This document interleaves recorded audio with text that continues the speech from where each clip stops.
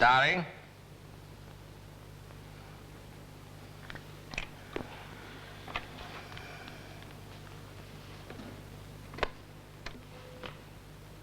Are you there, Don?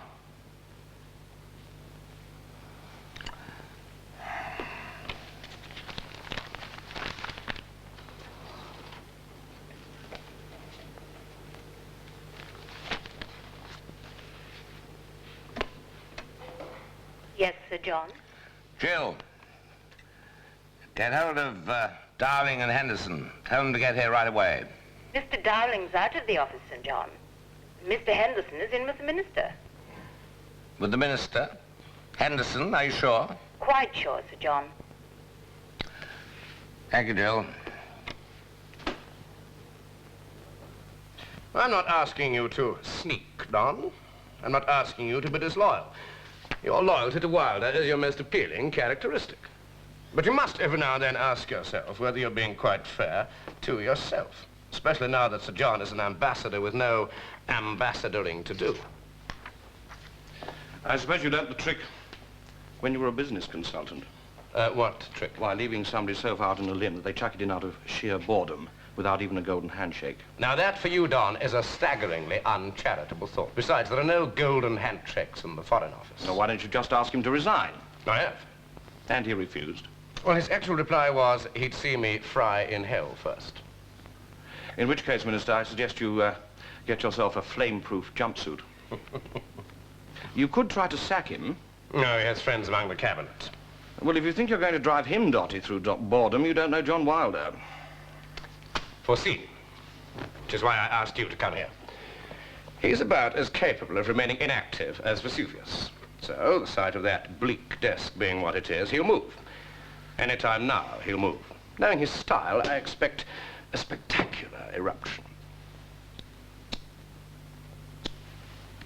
I just want to know when and where it's coming. He doesn't invariably have me on his early warning net. That's not what I hear. Snooping on my master's not my forte, Minister. If John's out, then so am I. Well, that's very noble of you. But managing directorships on the scale to which he's accustomed aren't two a penny these days, as many of our top-flight managing directors are finding out as they pad around their local golf courses every working day. And I'm sure you don't want to end up as his caddy. If that's all, Minister?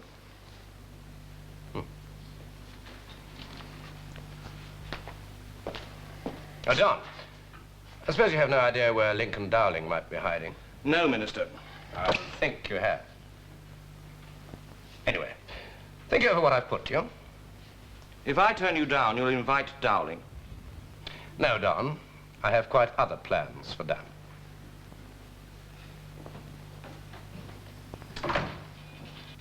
What's DIS full stop W full stop? Hmm?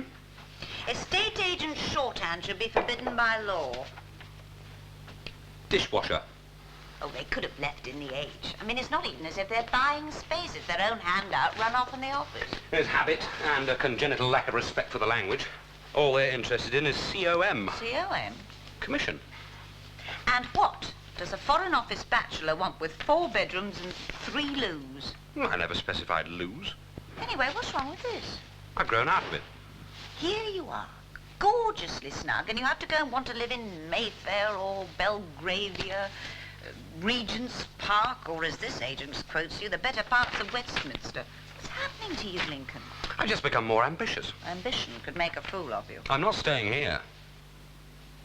Oh, don't be a fool, Lincoln.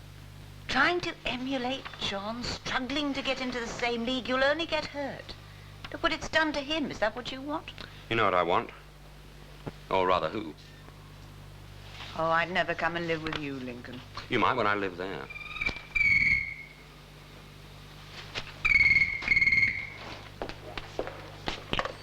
Three, 492. Hello? Hello? I do hate people who do that. Well, burglars sometimes find it professionally necessary. Yes, and you'll soon have them calling if you're going to live in Mayfair. But Lincoln, how does a young, young-ish diplomat like yourself on a modest fixed Whitehall income expect to keep up a pad like this? I could be in the pay of the Russians or the Chinese. You never know. You may be watching the arrival of the coolest traitor since Kim Philby. What you trait never. Trait? Trait. What I could do is succeed in business without really trying. There you go again. Trying to be like John. I do hope you know what you're doing. I have 3 firm offers. 2 from merchant banks, 1 from a construction firm. John again. His industries both. Well, it might be easier to find a lady than find an industry John hasn't been in or been booted out of. Don't be a bitch, Lincoln. Bite if you like, but don't scratch. Before I leave the department, I'd like to see Garfield Kane develop a limp. Lincoln? Oh, I know you like him. Well, the poor man only takes me out to dinner very, very publicly. And to his flat, very unpublicly. What do you expect? Should he have me greeted at his penthouse door with a fanfare from the household cavalry? You know what I'm talking about. One thing, though. You do make the most delicious coffee. More, please. Lincoln, do you suppose that was a burglar? I've tried, darling, everywhere. Then try at least 6 other places he might be. I need those big ears of his. But he may be 1,000 places I don't know about. Have you tried his flat? No. Try it. Well, he won't be there this time of day. Try it. I have, John. There was no reply. Oh, you mean that perhaps there was? Don, if Pamela's there, there's nothing to get red around the neck about. Yes, Sir John? Jill, Dowling is at his flat. Tell him to get in here immediately. Yes, Sir John. Thank you. Don't be a moral ostrich, Don. Gets in the way of your work. You seem to forget that your loyalty is not to Pamela or to anyone else, but to me. Don't talk to me about loyalty, John. Not to me, not today. Why especially today? Oh, forget it. What happened today? Well, in India, a few hundred people died for lack of food in their bellies. In Africa, a few from far too many bullets in the head. And in concentration camps all over the world, some prisoners of conscience, no doubt, had their ribs smashed in. But what happened today, Don, here in this department? Here, John? Here. Here, John. The Minister of State, Mr. Garfield Kane, MP, invited me to change sides. And as you didn't... I'll get my reward in heaven. What makes you so sure I didn't? I know you, Don. You always back winners. Yes? Mr. Dowling will be in soon, Sir John. He has a prior appointment with the Minister of State. Thank you, Jill. Kane's been looking everywhere for him. So it seems that we all... Well, now, if you can manage a week here next time, Couve, I'll prove to you just how far London's catching up on Paris for the gourmet. Wishful thinking, Garfield. And you too, if you can spare the time, Minister. I never have time to enjoy food in Paris, let alone in London. But then I have simple tastes. Oh, I remember. I developed a taste for roast beef when I was here during the war. Well, now, I'm very grateful to both of you for making the trip. Now, all we need is action at both sides. Oh, my company is deeply interested, Garfield. I can give you that assurance now. Good. I don't want to sound over-optimistic, but I feel sure there will be no objections from the kiddos. Paris a week today, then? I can hardly wait. I need only the slightest pretext.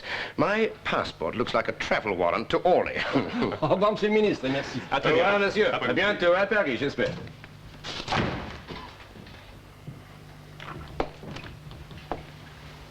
Well, Frank, what do you think?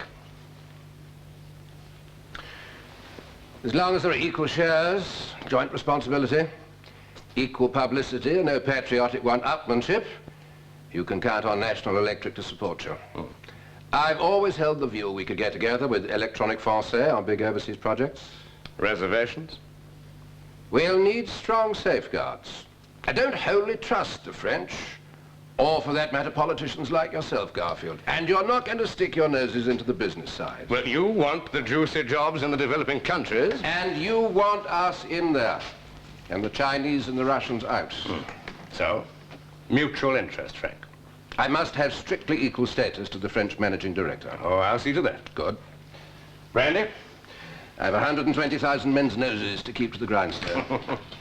Nice meeting you, darling. I gather we may be seeing much of each other. Well, I hope so. I'll see myself out, Garfield.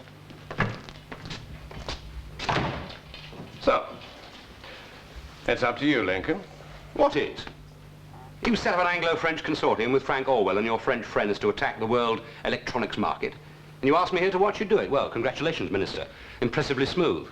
What's my job? To parade down Whitehall with a placard saying Garfield Kane for PM? Well, that's a very nice thought, but you'd not do it with enough sincerity. And that's not the way a promising diplomatic service officer should talk to his minister. Now, for me, the age of serfdom's nearly over. Yes, I'd heard about your plans to break out and invade the free market, the John Wilder territory. And don't ask me where I heard. Why not? Why, it might be embarrassing. Don't play games, Minister. Her ladyship? She wouldn't tell you anything. Oh, come now, Lincoln. I know that she has you helping her on my charity committee, and I know that you have her helping you, domestically. But what happens outside office hours concerns me very little. I wonder whether a Minister of State has ever been taken from this office straight across the river to St. Thomas's Casualty Department. For a diplomat, Lincoln, you are thin-skinned. I'm offering you the best chance you ever had. What's your present salary? You know to the penny. After allowances, it's still under 3,000. This consortium needs a foreign expert. It could be you. I'd be seconded on the same salary.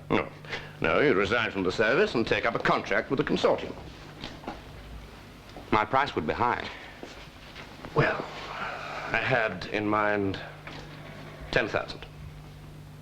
And I'd get the contract before resigning? Of course. Look, I'm not trying to con you into the wilderness. Why? Well, I must say, I'd expected little hesitation on your part. I mean, on 10,000 a year, you stand a better chance of making her ladyship, don't you? You shouldn't have been a Minister of State. You've got all it takes to be a Ponce. Well? Well, what? You can work with me, or with Wilder, who can only lose. I'd have to see the color of that contract first.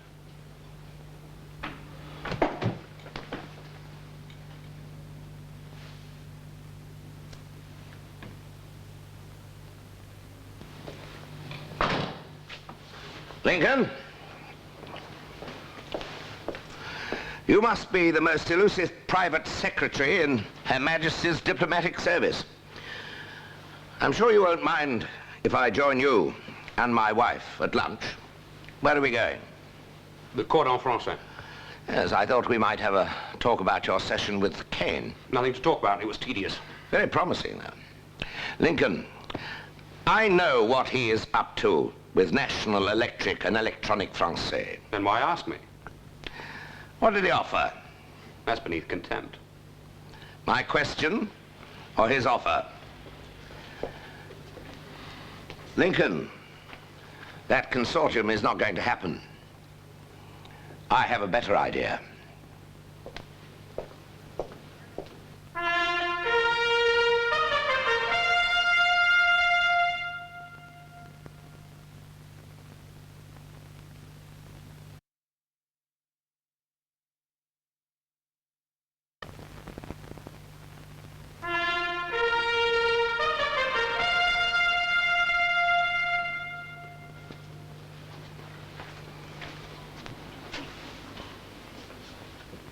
Tell me, Lincoln, what do you think of the brandy? Well, you should know good brandy. Oh? He wasn't getting at your age, darling. Were you, Lincoln? I didn't think he was. It's no need to look so sheepish, Lincoln. This isn't the Last Supper. But if you intend to become a tycoon, you better start learning to behave like one. With a little bit of practice, you may not look out of place behind a cigar. Pamela, remind me to get in a stock of best Havanas for him when he moves to Mayfair, or wherever it is he aspires to.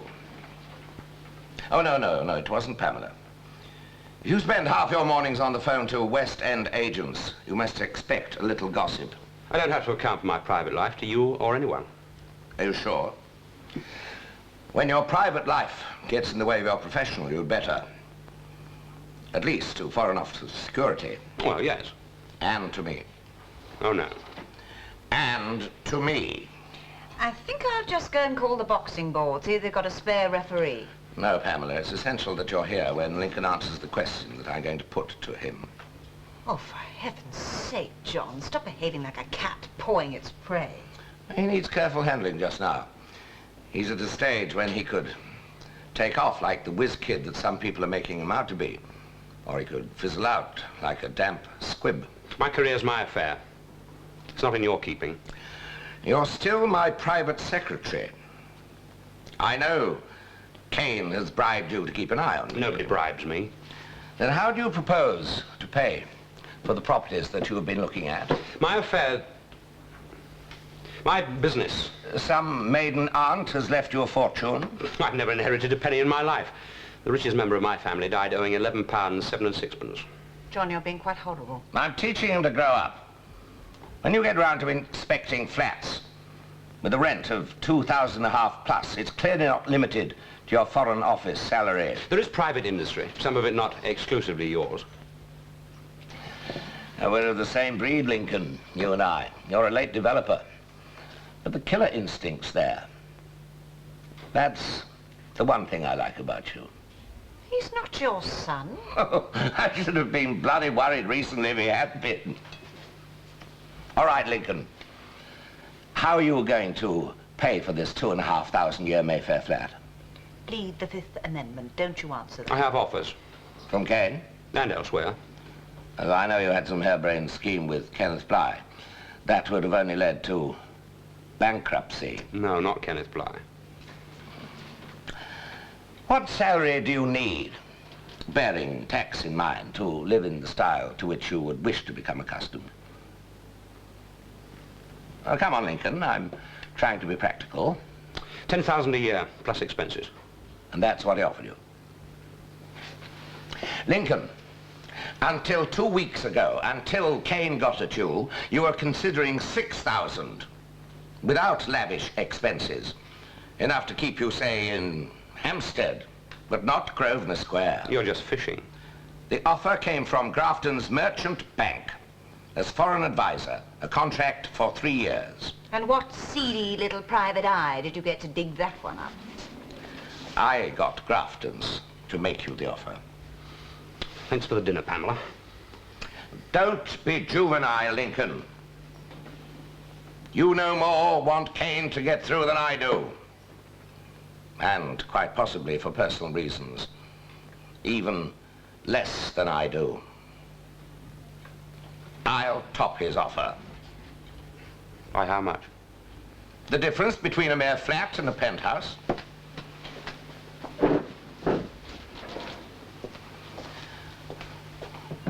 Have some more brandy, Lincoln. Might help you to make up your mind. If the answer's yes, I shall want you to stay on. We shall need to work through the night. If the answer's no, then you'd better leave before my other guests arrive. I could say yes and still work against you for Kane. If you agree to join me, I'll take your word for it. As long as you say it in front of Pamela.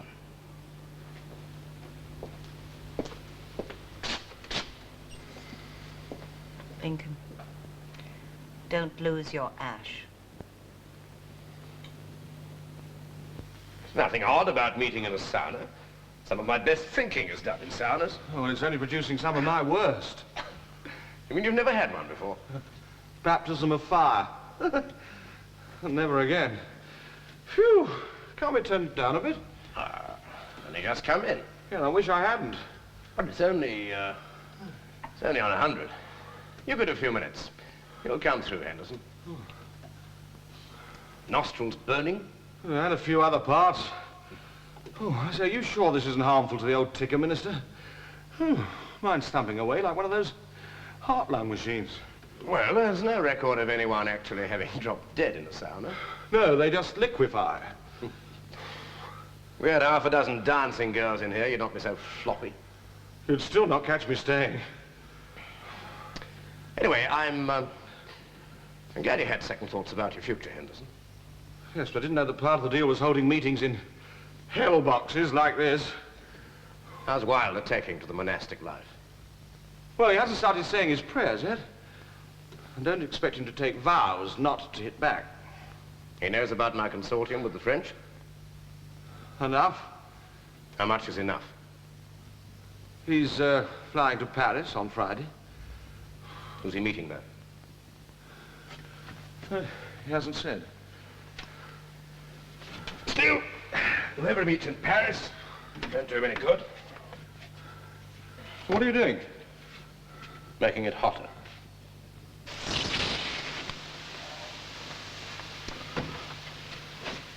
Don't forget the cold plunge, Don. Never mind the ifs and buts, Carey. Just recap what you told me yesterday. National Electric's worth about 300 million. And I don't think Norton would argue if I put a value of 240 million on his company. A merger would make the combined firm the biggest in its field in Europe. The biggest outside the States. And finance? Oh, it shouldn't be difficult. And quite unofficially, of course, I can promise support of my people. The Commercial Reconstruction Board sees the merger as a natural marriage. The new firm should soon move up to gross annual sales around the 600 million mark. Strictly on commercial grounds, it has everything in its favor. Rapid growth, cost reductions, an infinitely more efficient overseas marketing setup. We should be able to stand up to any political criticism by promising vastly increased exports, and with Carey and his board throwing his weight about. I don't see how anyone can put a stop to it. I'm convinced, John.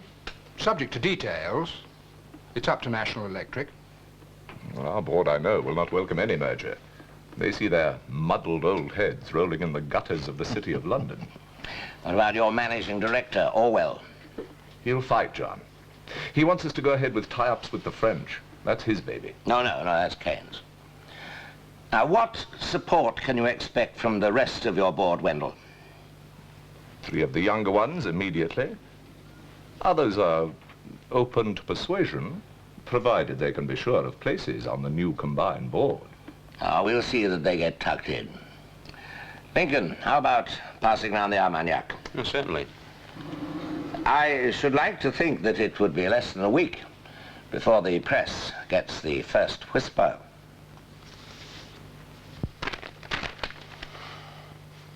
And Wilder not mentioned once, not even linked with that damned thing. Now, one of you must have had some inkling. No, Minister? Not even a whisper.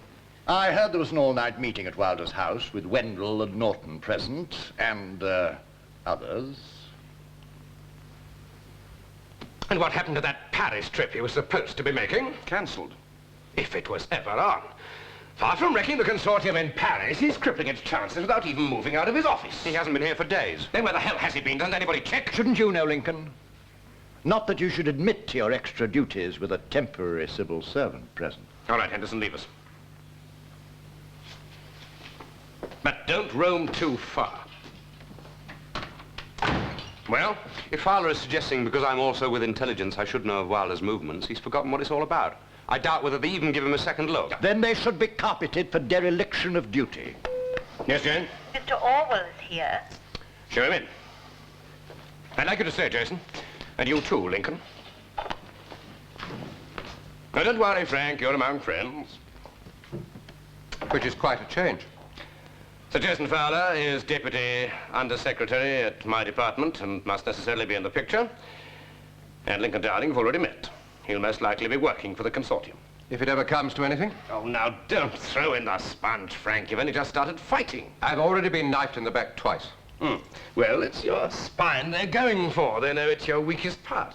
As long as you don't leave a trail of blood right through our Foreign Office corridors, that kind of thing is apt to bring out the worst in our gunboat diplomats. I must say you're taking it very well. Well, I've never got in for desk banging and foot stamping. It's bad for the heart. Wilder's behind it, isn't he? I mean, he must be. Garfield, I don't know what you stand to lose, but they're after my shirt. I think you've all got a Wilder complex. You've got no proof he's behind it. I've a member of my board named Wendell, who should have been christened Judas. He's in Wilder's pocket, and he's already got half the board behind him, with at least another 2 coming out in goose pimples. How do you know? How do I know what? He's in Wilder's pocket. He's twice taken a company car to Belgrave Square recently, to Wilder's house. Wilder bested him on a deal 2 years ago. And ever since he's seen Wilder as some sort of heroic figure.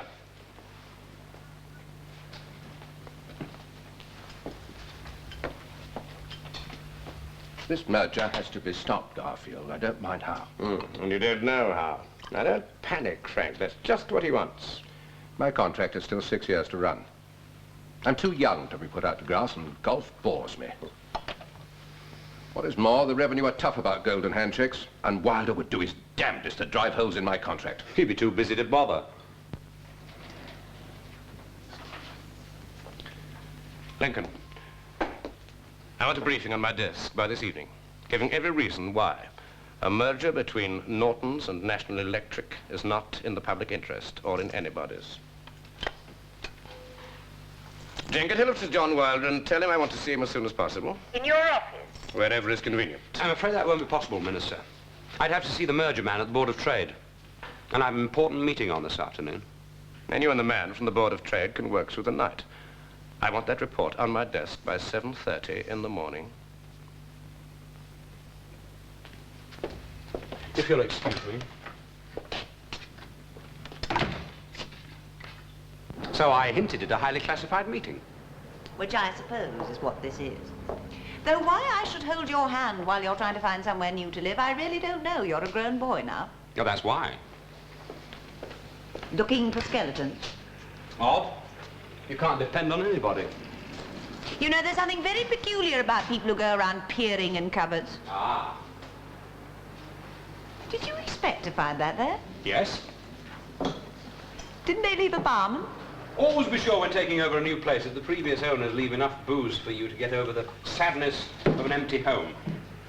Lincoln, they didn't. Why do you never believe a word I say? Because you're just like John. Just as big a liar, if a more romantic one.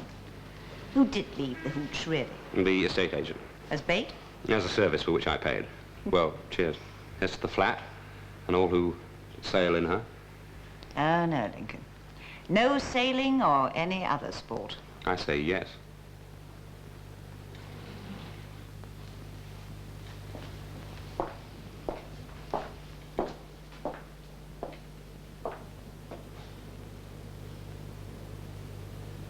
Does it make you feel good, John, to have the minister come to you?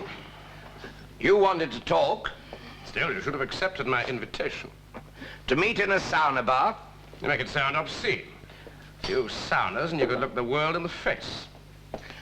I can do now, without. I acted too hastily.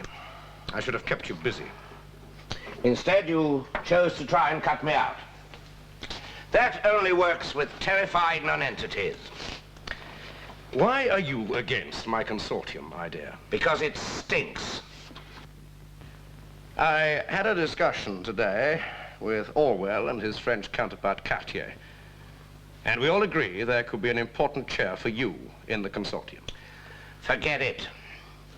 I don't hedge my bets, Kane. Nor should you yours if you intend to go into business. I play politics till your heart turns to stone. But don't take me on in business. You'd only get hurt. I don't think you're a masochist, despite your saunas. Oh, hang on a moment. I think he's just come in.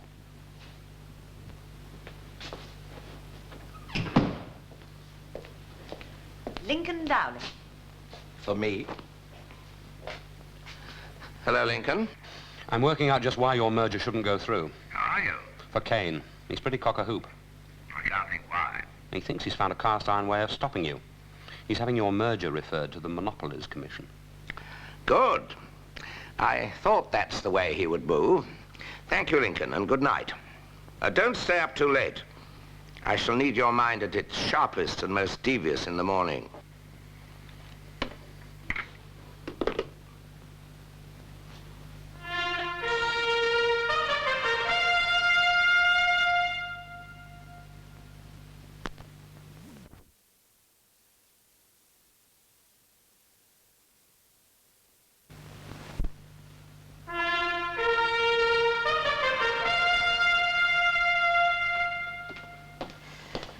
Whose baggage boy are you today, Don? The minister's or the ambassador's? One of these days, darling, your lip will land you on the floor. Or are they your very own? On whose behalf do you ask? Mine. Only you make such a to-do about your intelligence connections these days, I sometimes wonder who you're not spying on.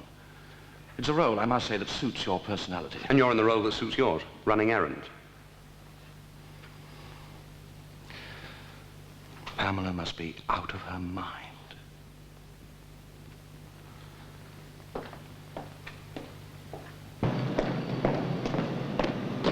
Ah, setting us all an example, Henderson. Which way? North, south, east, or west? You know, I never did manage to master the compass. Which way, Jayston, to Wagga Wagga? Very well. I presume it is bona fide Foreign Office business. Well, what else? The entire press is packed with reports on what politicians will do to kill my merger. And all you're concerned about is where Don's going. Where's your sense of proportion? I thought the Monopolies Commission didn't worry you. I don't. But you do. What if I said that Don was off to Paris? No point in warning the Bluebell girls. He's safe. Who would you warn? Not Kane. All right, then. Don's off to Paris. Is he having trouble at home? Only if he's off to Paris, why should he leave a message for his wife telling her he's gone to New York? Oh, yes, I forgot. But you also worked with those professional nosy Parker boys from intelligence.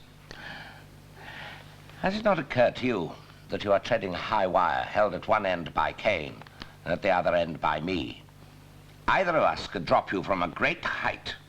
Don't worry. I have a safety net. Will that be all, Ambassador? Yes, Lincoln. Jason, I know that Wilder was in his office at 6:45 this morning, having presumably been tipped off by his Fleet Street chums of the contents of today's papers. Now, that doesn't indicate a man who's going to throw in the sponge. It's a myth about early risers. They're not necessarily the ones who get things done. Often they're just insomniacs who can't bear to lie about any longer in a rumpled bed. Well, you'd best assume that Wilder isn't one. Well, after this lot, he should be. His merger couldn't possibly go through in face of the public wrath this will ignite. Well, the Commons will certainly be up in arms. And I've managed to persuade Headley, as a leading trade union backbencher, that his principles have been affronted. He's going to issue a statement saying that the merger will put 6,000 men out of jobs. How can he know? Well, he can't, but the figure has a suitably alarming ring. Well, you know, if Wilder had a trace of decency, he'd resign now. Do you think he might, Minister? No. Pity. He's still the outsider to you, isn't he, Jason? He belongs in the marketplace, not this office. Now there, if you're not careful, is where we might part company. Don't forget, and certainly not while I'm the minister here, that we are the Department for Special Situations and Trade, and that calls for men from the marketplace. I'm one. Ah, but you do have an instinct for the more civilized virtues of diplomacy. I'm a salesman, Jason. As an orphan, I had to spend most of my early life selling myself. You strolled through Eton and Oxford and then nobly offered your services to the country. In fact, you are less my kind, really, than Wilder is, so just disabuse yourself of this idea that selling is a dirty word. Yes, Jane? Mr. Dowling to see you, Minister. Oh, send him in, Jane. And bring some coffee, will you? You may not know where Henderson's gone, but be sure Dowling will. Yes, I feel that that young man knows far too much for the peace of mind of any of us. His extramural work for intelligence is corrupting him. Good morning, Lincoln. You read the papers? Quite a killing, Minister. And what does your suspicious mind tell you could still stop my consortium, if anything? Don't count your French chickens yet. No. Wilder was up before daybreak. And busy by sunup. We were curious as to where Don Henderson has gone. Do you know? Oh, yeah. He's gone to Paris. Oh. Another cup for Mr. Dowling. Oh, no, if you don't mind, I have some clearing up to do for Wilder. Clearing up to do for Wilder. Now, that has a very comforting ring about it. The sound of impending departure. All right, Lincoln.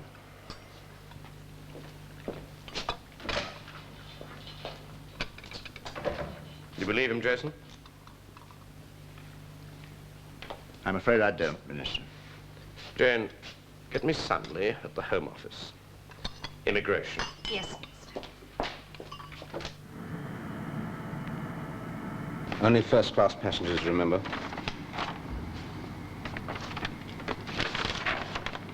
We've got him. Donald Henderson, you said. He's on a BOAC flight to New York, taking off just about now.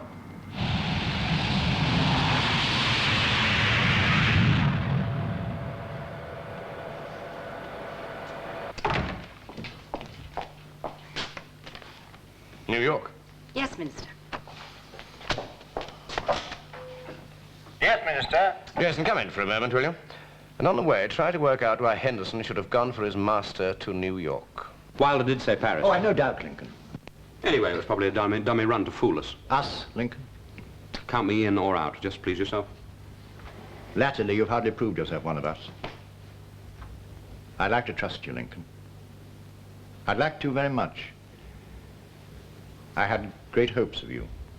You talk as though you were my father. At the moment, I feel that's a handicap that fate has mercifully spared me. Well, of course, you could tell Kane that Henderson's a British member of the American CIA. That would curl his toes a bit. Flippancy, as I've told you, Lincoln, is often a cover for the basest behavior. Even treason.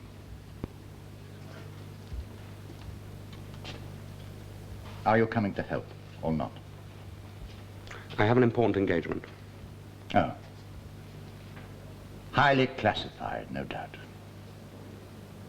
Highly suggestion. If you'd bring the sideboard in, we'll have something to put them on. Yes, and if you'd bring in a chair, I'd have something more comfortable to sit on. What chairs, then?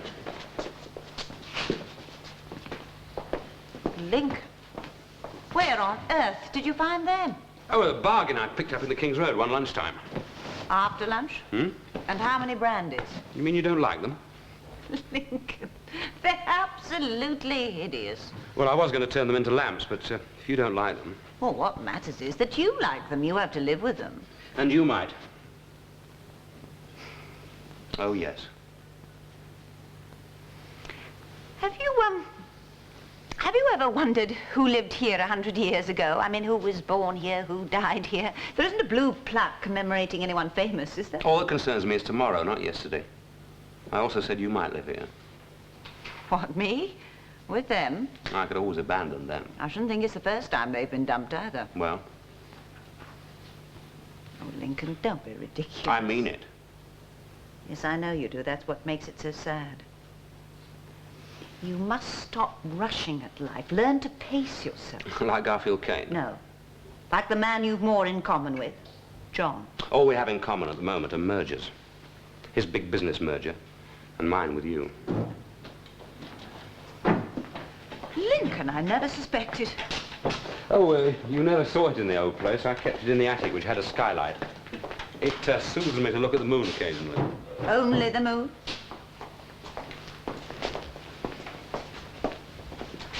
Sheraton. Yes, it's very attractive. You sound doubtful. No, I like it. You mean it's not authentic Sheraton? I said no such thing, Lincoln. But the bloody thing's not, is it? No, Lincoln. It's all ours. Normal service restored so quickly? And the Brotherhood of Burglars know already. I carry a rather high priority. I mean at Whitehall, not among the criminal classes.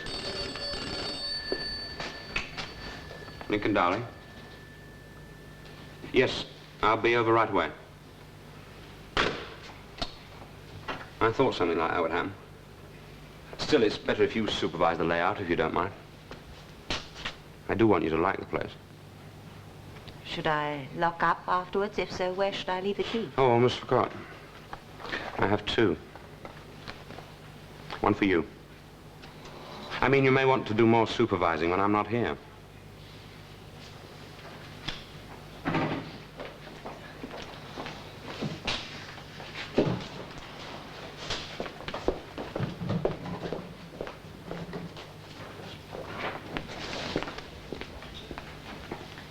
You know, you could get arrested for doing that.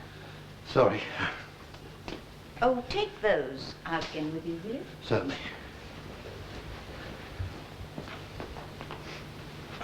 Leave it in the pram cupboard.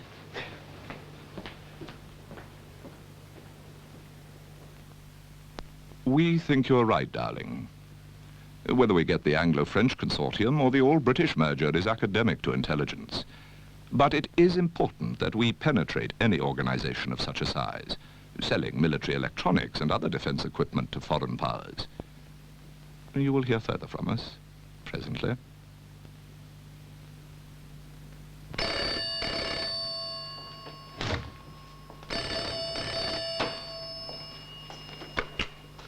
Hello? Thank you. I suppose one day there'll be a night that doesn't go bleep. Hello? Hello. It's Don. Oh, hello, Don. Can you hear me, John? Yeah, very clearly. Go on. Well, it's all fixed, John. It's agreed to have a press conference. When did the news agencies put it out? The last editions. I see. You should catch our first edition. Sounds good, Don. Now, catch the next flight back. We're going to be very busy. Won't it wait, John? Stay till daybreak? Now, I'm trying to get hold of Goodall. Oh, he's had a busy day, driving me around antique shops. Where the hell are you going to put this stuff? Not for us. You going somewhere I shouldn't know about? No, it's business. Fleet Street. Well, then let Goodall sleep, John.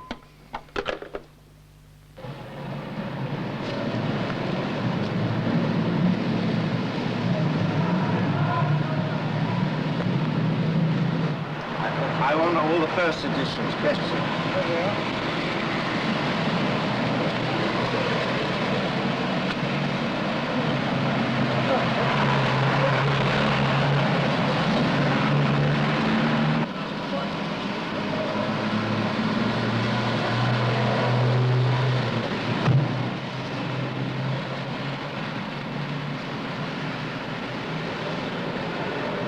So there goes our chance with the Monopolist Commission.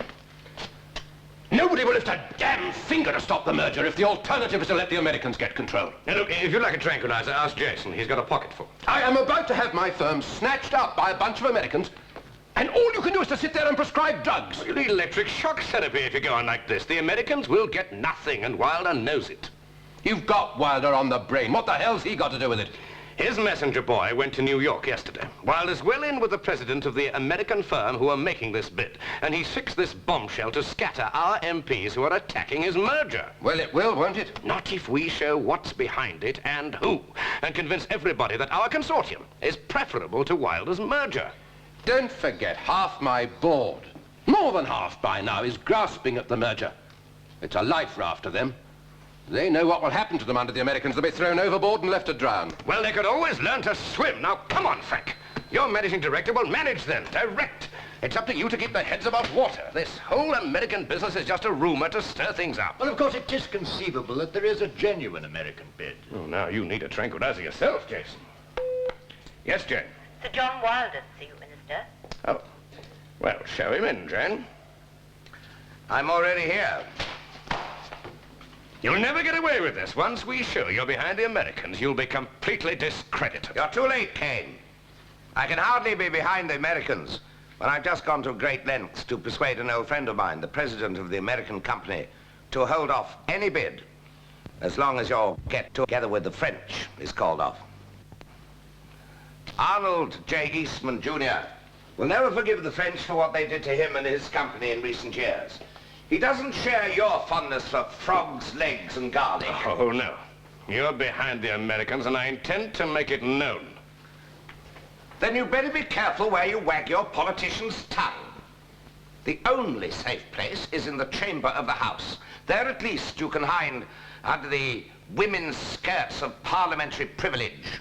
There'll be no perks for you personally should your merger go through. It would look too much like a fiddle. Which is indeed what it would be. The contract's already signed. I'm managing director for 7 years. And some of your political colleagues, Kane, senior to you, see it not only as fiddle-free, but essential in the public interest that I run the group. As a minister of the Crown, they would expect you to keep a dignified silence. Of course, you could always resign. But you're too fond of the soft line to chuck it in at this stage of the game. So it's up to you. Bawl your head off to the public and press, if you dare. John, do you think you and I could talk? What about Frank? Your top hat pension? Whether you should take up golf or growing sunflowers?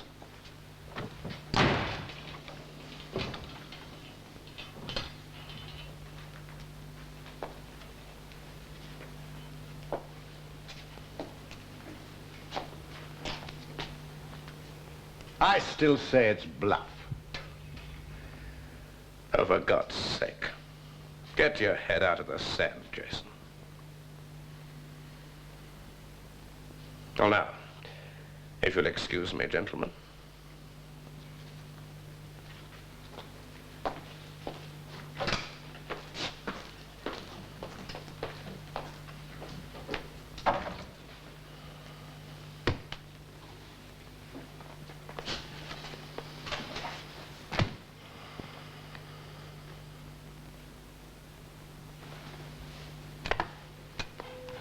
Yes, Minister? Jen?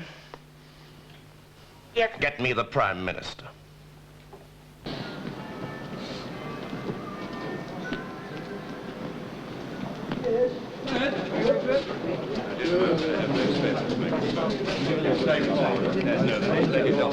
Mr. Kane insisted that he had no comment to make, but this evening he issued a statement from his home saying that he had resigned on a matter of principle. His resignation will enable him to make a full statement to the House of Commons tomorrow. And now, further news of the Midlands rail accident. Principle? He diddled his grandma and said it had to be done on principle. Hasn't got one, Lincoln. Hasn't got what? A grandma. He's an orphan. Even orphans have grandmas. They have to be grandmas. Anyway, he was a fool to mix it with John. You only come off worst. Really? Very much, really. Well, John, it's been quite a day. Ah, and it's not over yet. I don't think why you're here, though I can guess. He came to see me. No, you. I promised you a job on the new combine. You got it. Your first task is an immediate sales recce in the Far East. That should keep you busy for at least 6 months. Now, if you don't mind, Pamela and I have some personal things to discuss. I can't think of even one. I'm not going to the Far East or anywhere else, Wilder. Then you're fired. Oh, no. I'm not becoming one of your executives, Wilder, to be tossed into the world's far corners at your whim. I'm becoming one of your directors on the new board. What have you been giving this upstart of yours, Pamela? Hallucinatory drugs? Call the office, then. Go on, ring them. And the higher you go, the firmer will be the confirmation. I'm on your board, Wilder, and there's nothing you can do about it. Besides, I've just taken a 3-year lease on a new place in Grosvenor Square. It was such a waste if I wasn't in London to enjoy it.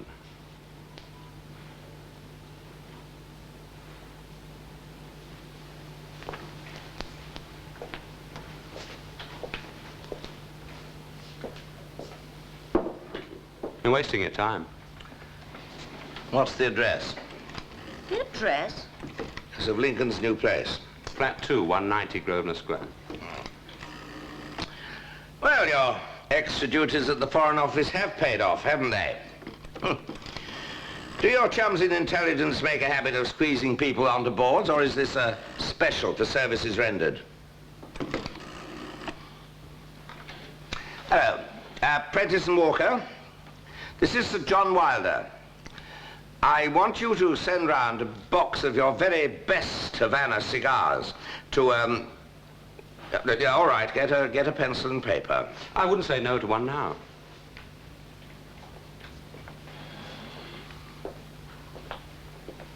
Oh, yeah, the address is Lincoln Darling, flat 2, 190 Grosvenor Square. Yes. Yes, thank you very much. You'll find a cutter on the drinks table. Oh, that's all right. I have my own now.